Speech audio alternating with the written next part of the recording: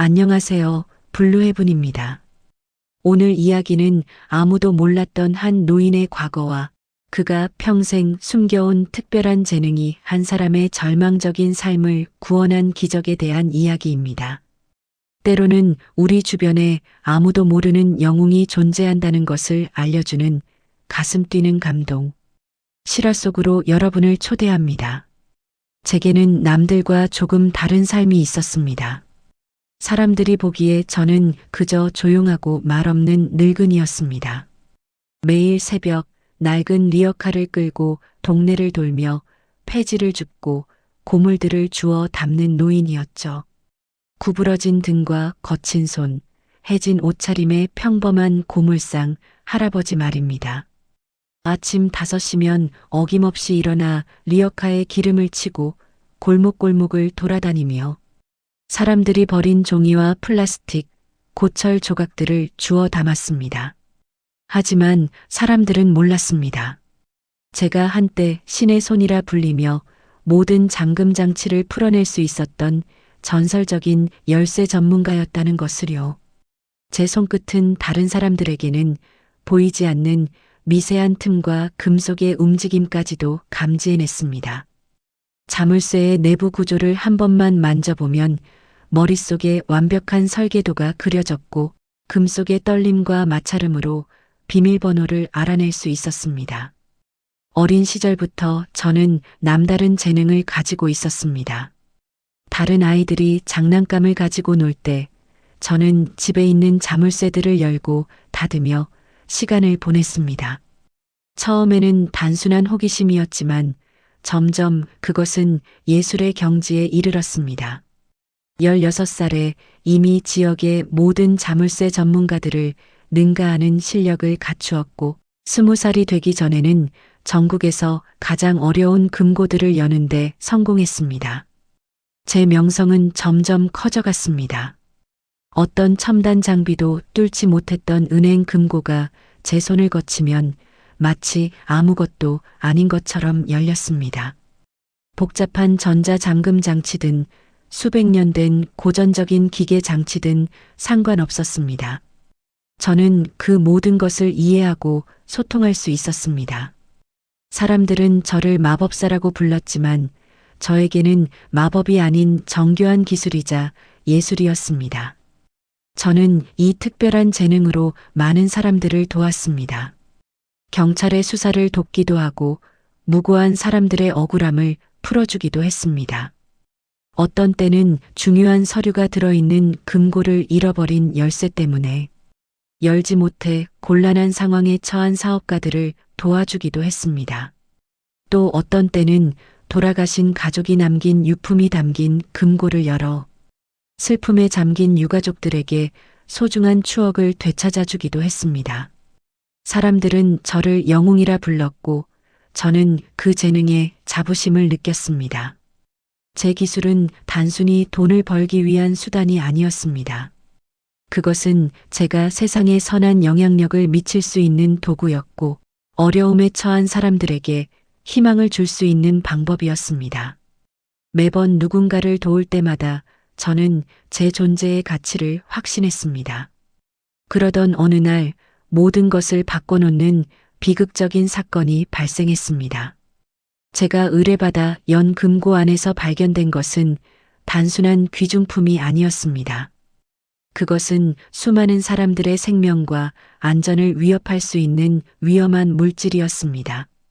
의뢰인은 저를 속였고 제 기술은 악용되어 결국 무고한 사람들에게 피해를 입혔습니다. 그날 밤 저는 뉴스에서 그 사건을 보며 온몸이 떨렸습니다. 제가 연 금고에서 나온 것들 때문에 한 가정이 완전히 파괴되었고 어린 아이까지 다치게 되었습니다. 저는 제 손에 피가 묻었다고 생각했습니다. 제 재능이 제가 그토록 자랑스러워했던 기술이 누군가를 해하는 데 쓰였다는 사실에 절망했습니다.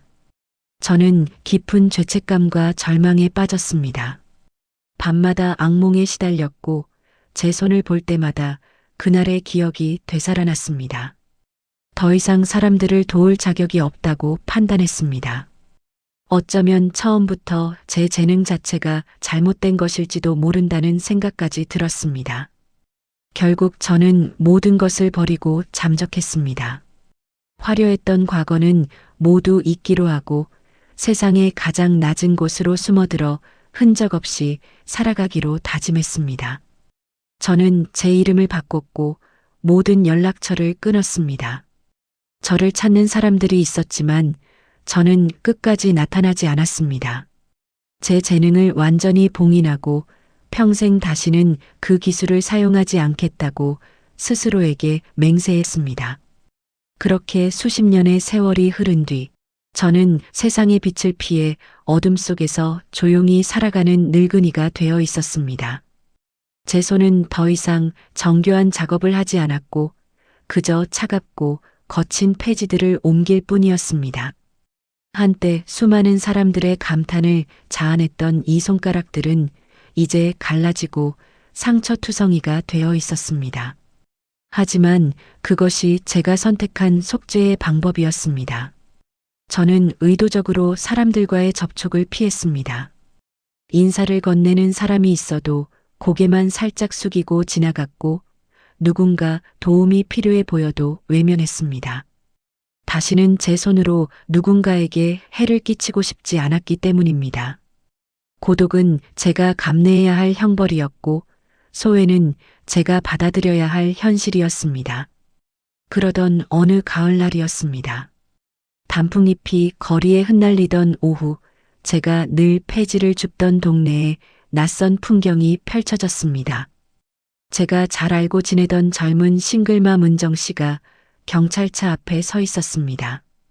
그녀는 동네의 유일한 꽃집을 운영하며 밝고 씩씩하게 살아가는 사람이었습니다. 늘 환한 미소로 사람들을 맞이하고 어려운 형편에도 불구하고 긍정적으로 살아가는 모습이 인상적이었던 여성입니다. 하지만 그날 그녀의 얼굴에는 깊은 절망이 드리워져 있었습니다. 평소의 밝은 모습은 온데간데없고 마치 모든 희망을 잃어버린 사람처럼 보였습니다. 저는 멀리서 그 모습을 지켜보았습니다. 동네 사람들이 수군거리는 소리가 들려왔습니다. 은정 씨가 아버지 유산을 빼돌렸다는구먼. 그래도 그렇지, 그런 사람으로 보이지 않았는데.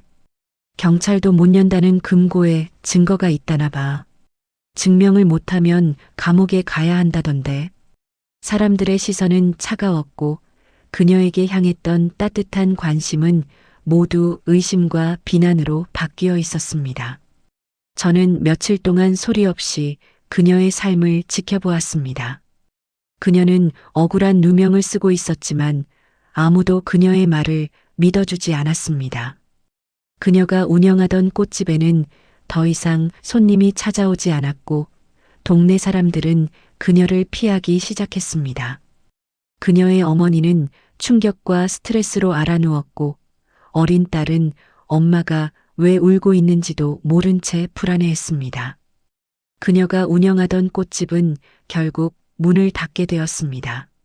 아무리 깨끗한 결백을 주장해도 사람들의 시선은 차갑기만 했습니다.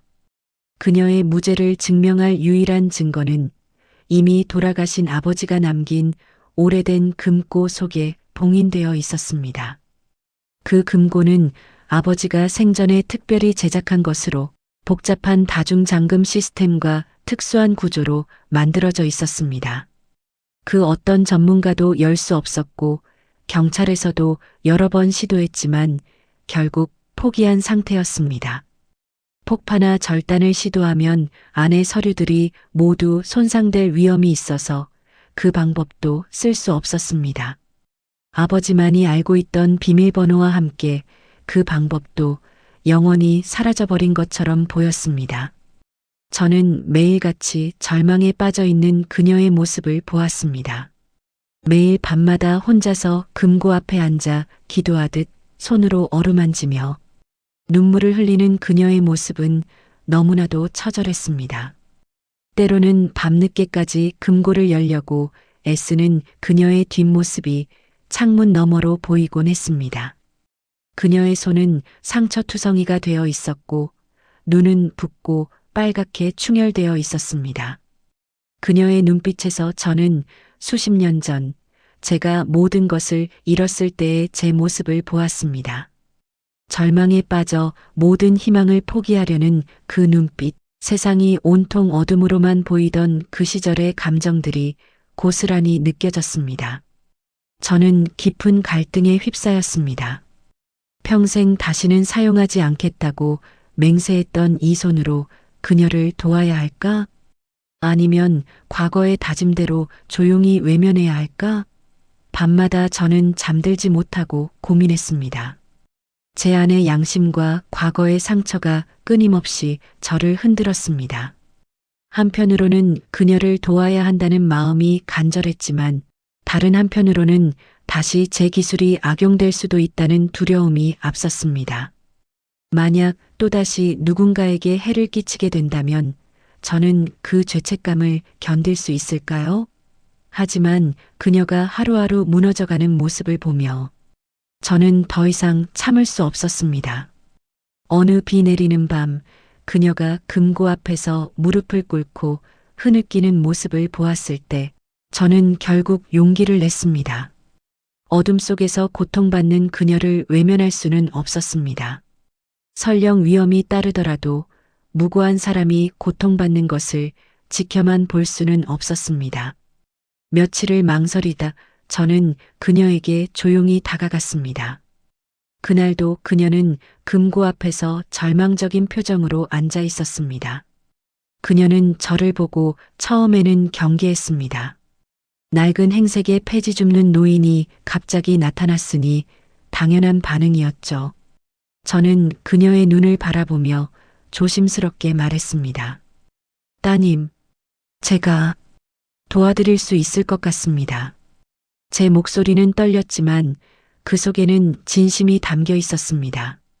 그녀는 제 낡은 행색을 보며 믿지 않는 눈치였습니다. 할아버지, 고맙지만 경찰도 포기한 금고예요. 전문가들도 다 포기했어요. 저는 그녀의 손에 제 리어카에 실려 있던 낡은 도구 몇 개를 조심스럽게 쥐어주었습니다. 겉보기에는 평범한 고물처럼 보이지만 실제로는 정교하게 제작된 특수 도구들이었습니다. 수십 년 동안 제가 간직해왔던 제 재능의 증거이자 과거의 흔적들이었습니다. 한 번만 시도해 볼 수 있을까요? 제 간절한 부탁에 그녀는 의심했지만 지푸라기라도 잡는 심정으로 저를 집으로 들였습니다. 그래도 혹시 모르니까요. 할아버지가 뭔가 특별한 방법을 아실지도. 그녀의 집은 초라했지만 정돈되어 있었습니다. 하지만 방 한 구석에 자리 잡은 거대한 금고는 위압적인 모습으로 그 공간을 지배하고 있었습니다. 마치 그녀의 삶을 짓누르는 거대한 괴물처럼 보였습니다. 금고는 높이가 거의 2m에 달하는 대형 크기였고 복잡한 다이얼과 전자 패널이 복합적으로 설치되어 있었습니다. 저는 금고 앞에 앉아 심호흡을 했습니다. 수십 년 만에 느껴보는 긴장감이었습니다. 제 손을 바라보니 굳은 살이 박혀 있고 주름살이 깊게 패여 있었습니다. 더 이상 예전처럼 섬세한 감각을 되살릴 수 있을까? 저는 눈을 감고 과거의 감각을 되찾기 위해 노력했습니다. 어린 시절부터 갈고 닦았던 그 특별한 능력, 금속의 미세한 떨림을 감지하고 톱니바퀴가 돌아가는 소리를 구분하며 자물쇠의 숨막히는 침묵 속에서도 다음 동작을 예측했던 그때의 감각을 떠올렸습니다. 제 손끝에서 서서히 그 옛날의 예민함이 되살아나는 것을 느꼈습니다. 저는 조심스럽게 금고 다이얼에 귀를 기울였습니다. 수십 년의 공백이 있었지만 제 몸은 여전히 그 기억을 간직하고 있었습니다. 아주 미세한 소리, 그 어떤 전문가도 듣지 못했던 금속의 울림이 제게만 들려왔습니다. 각각의 숫자마다 다른 진동과 음향을 가지고 있다는 것, 그것을 통해 올바른 조합을 찾아낼 수 있다는 것을 저는 알고 있었습니다. 저는 그 소리를 따라 조심스럽게 다이얼을 돌렸습니다. 첫 번째 시도에서는 아무 반응이 없었습니다. 두 번째, 세 번째.